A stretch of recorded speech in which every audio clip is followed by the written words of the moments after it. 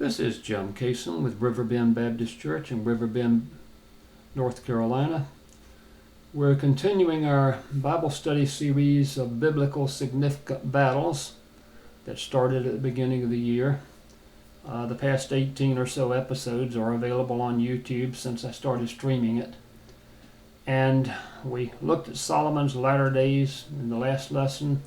We're going to skip a whole bunch of the kings of Israel and the kings of Judah that came after him, because there were some of the Judah kings that were good, but about 2/3 of them were bad, and all of the Israel kings were bad, and we're coming to the worst dude of all, you might say, a guy named Ahab. Looking in 1 Kings, starting with chapter 18, verse 20.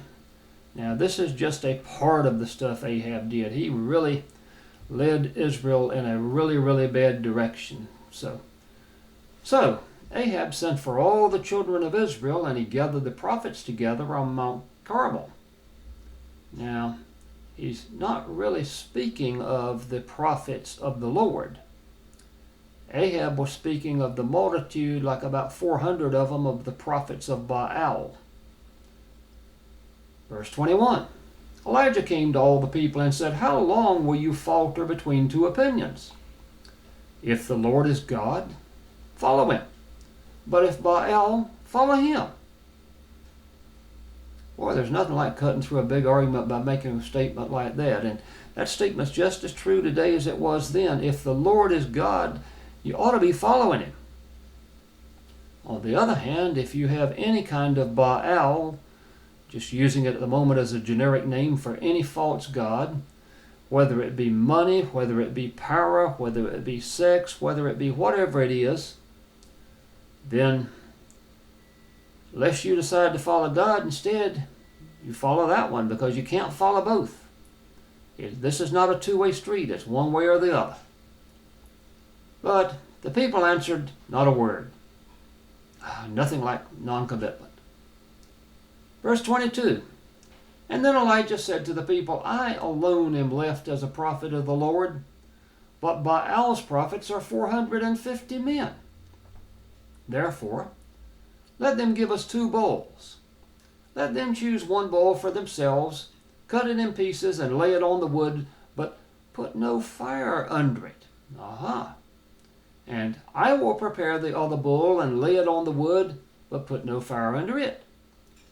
Then you call on the name of your gods, and I will call on the name of the Lord. And the God who answers by fire, he is God." So all the people answered and said, "It is well spoken." Now, Elijah said to the prophets of Baal, "Choose 1 bull for yourselves and prepare it first, for you are many. And call on the name of your God, but put no fire under it." So they took the bull which was given them, and they prepared it, and they called on the name of Baal from morning even till noon, saying, "O Baal, hear us." But there was no voice. No one answered. And then they leaped around about the altar which they had made. And so it was at noon that Elijah mocked them and said, "Cry aloud, for he is a god. Either he's meditating, or he's busy, or he's on a journey, or perhaps he's sleeping and must be awakened." So they cried aloud, and they cut themselves, as was their custom, with knives and lances, until the blood gushed out on them. I don't think I'd have wanted to be a priest of that kind. Verse 29, and when midday was past, they prophesied until the time of the offering of the evening sacrifice, which would be 3 p.m. But there was no voice. No one answered. No one paid attention. And then Elijah said to all the people, "Come near to me." So all the people came near to him, and he repaired the altar of the Lord that was broken down. And Elijah took 12 stones, according to the number of the tribes of the sons of Jacob, to whom the word of the Lord had come, saying, "Israel shall be your name." And then with the stones he built an altar in the name of the Lord, and he made a trench around the altar large enough to hold 2 seahs of seed. Now, if you look up the word seah, it's not easy to find, but if you go to other translations, you find It's 2 measures of seed, and the quantity actually is about 4 gallons. And he put the wood in order.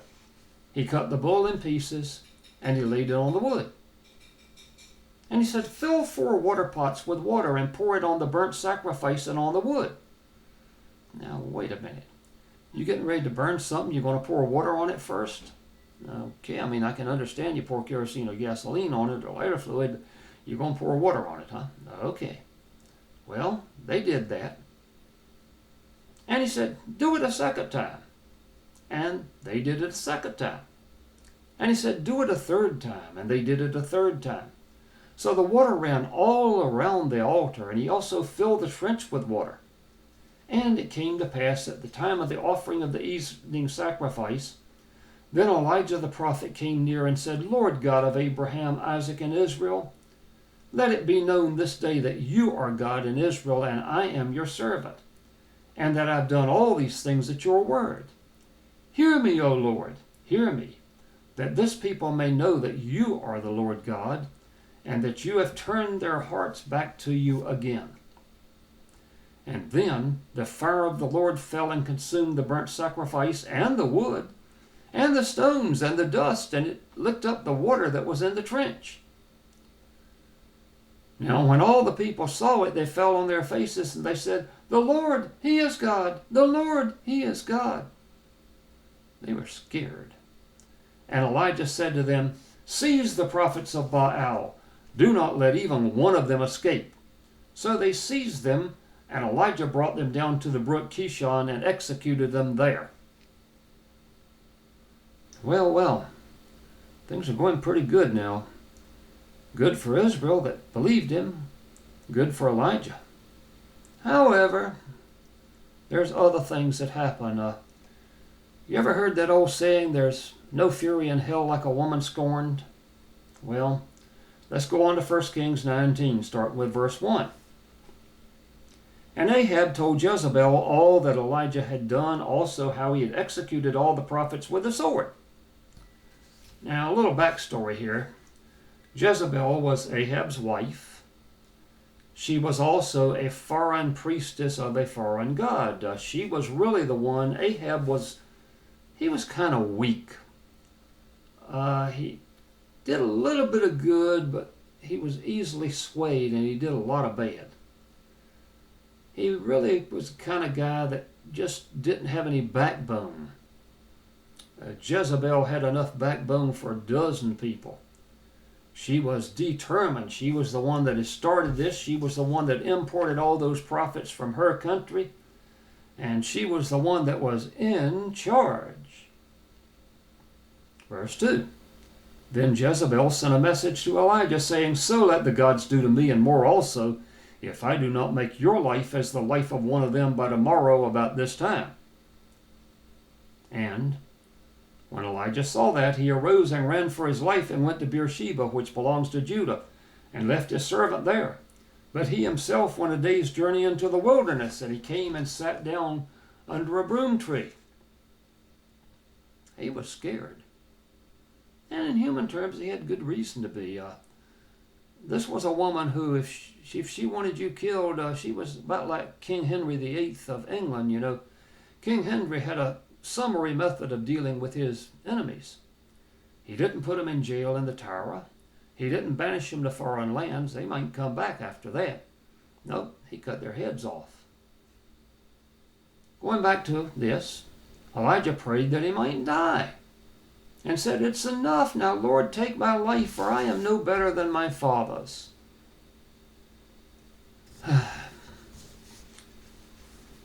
This ought to give you some courage, folks, on this. It ought to give you a little bit of uplift, because Elijah was showing, yes, he was one of the greatest prophets of God. He was taken up by God into heaven, which is a privilege granted to very, very few. And yet, he was also a man. He was scared. Verse 5.